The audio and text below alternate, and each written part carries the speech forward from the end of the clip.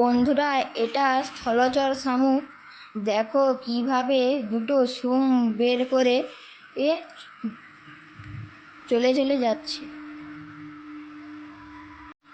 এটা প্রায় আমাদের এখানে সন্ধেবেলা বের হয়। তোমরা কি কখনো তোমাদের আশেপাশে এইরকম শামুক দেখতে পেয়েছো? আমাদের এখানে প্রায় বের হয়, কিন্তু সন্ধেবেলার দিকে বের হয়। তোমরা যদি এটা কোথাও দেখে থাকো কমেন্ট করে জানিও। আর ভালো লাগলে শেয়ার করো, চ্যানেলটাকে সাবস্ক্রাইব করে দিও।